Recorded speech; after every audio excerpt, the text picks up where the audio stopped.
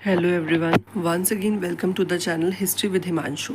आज की इस वीडियो में हम अपना नेक्स्ट टॉपिक कवर करने वाले हैं जिसका नाम है the background sacrifices and debates.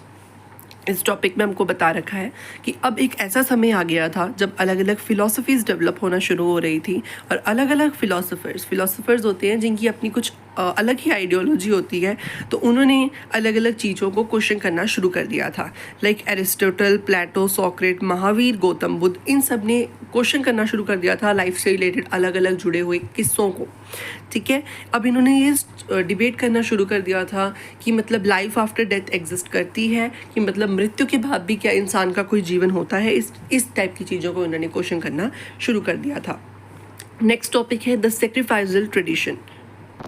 इस टॉपिक में हम यही समझने वाले हैं कि पुराने समय में जो राजा महाराजा सैक्रिफाइसेस परफॉर्म करते थे, सैक्रिफाइसेस परफॉर्म करने का मतलब होता है यज्ञ करवाते थे, तो उसकी क्या इंपॉर्टेंस होती थी और किस तरह टाइप के यज्ञ कराए जाते थे। In older times we have Vedic tradition. पुराने समय में इंडिया में वैदिक ट्रेडिशन होता था और वेदों का ये मानना था कि अगर किसी राजा को खुश रहना है तो उसको अलग अलग टाइप के यज्ञ या सेक्रीफाइसेस परफॉर्म करने पड़ेंगे। जब ऋग्वेद कंपाइल किया गया 1500 CE से 1000 BCE तक, तो उस समय में जो है सेक्रीफाइसेस को ग्रेट इंपॉर्टेंस दी गई। ऋग्वेदा के अंदर कुछ ना कुछ हायम होते थे। हायम मीन्स कुछ ना कुछ वचन होते थे अबाउट द गॉड्स। ठीक है, मतलब गॉड की प्रेज में, गॉड की तारीफ में कुछ ना कुछ वचन जो है इसमें बोले जाते थे। ठीक है, स्पेशली अग्नि, इंद्र, सोम जो थे वो उस समय में वैदिक ट्रेडिशन के अकॉर्डिंग मेन गॉड हुआ करते थे, अग्नि, इंद्र, सोम। तो उनको खुश करने के लिए अलग अलग टाइप के यज्ञ या अलग अलग टाइप के सैक्रिफाइसेस परफॉर्म किए जाते थे। Rigveda consist of sacrifices tradition. Rigveda एक ऐसा वेद था जिसमें बेसिकली यही लिखा हुआ था कि किस टाइप के अलग अलग वे जो है ट्रेडिशंस परफॉर्म किए जाने चाहिए सोसाइटी में, और सेक्रीफाइसेस परफॉर्म करने पड़ेंगे राजा लोगों को खुश रहने के लिए। Ashvamedha was the ritual of king perform by Brahmanas. Ashvamedha एक इस टाइप का यज्ञ था। अश्व मतलब घोड़ा। ठीक है, अश्वमेधा इस टाइप का यज्ञ था जो कि राजा लोग परफॉर्म करते थे ब्राह्मण्स की हेल्प से। अब कुछ नए क्वेश्चन स्टार्ट हो जाते हैं इसी टाइम पीरियड में।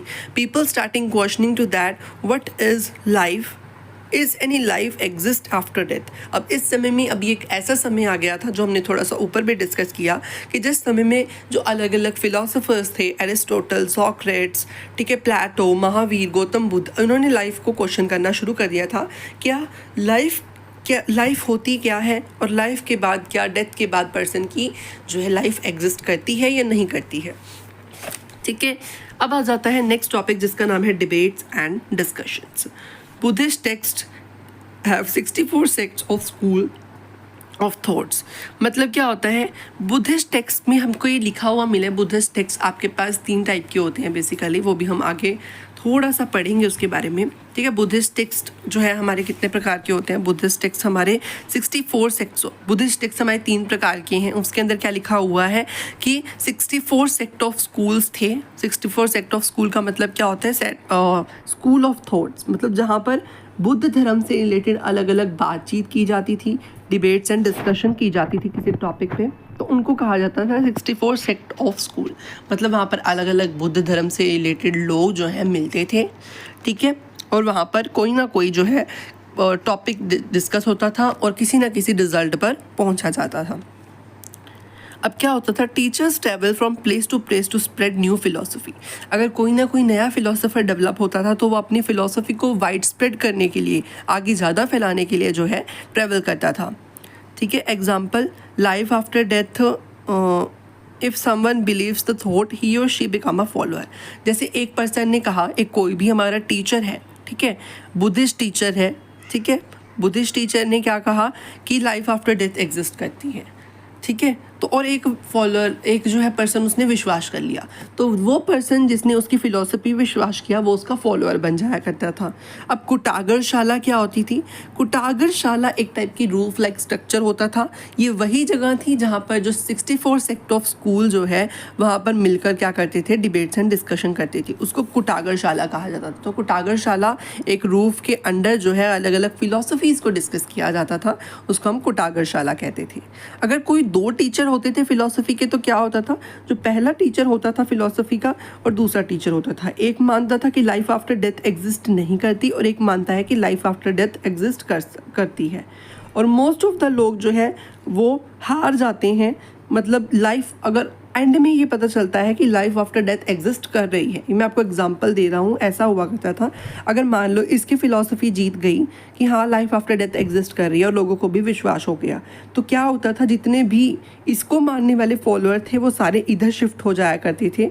जिसकी फ़िलॉसफी जीत जाती थी, हारने वाले के जितने भी फॉलोअर्स थे वो सारे जीतने वाले फॉलोअर्स की तरफ शिफ्ट कर जाया करते थे।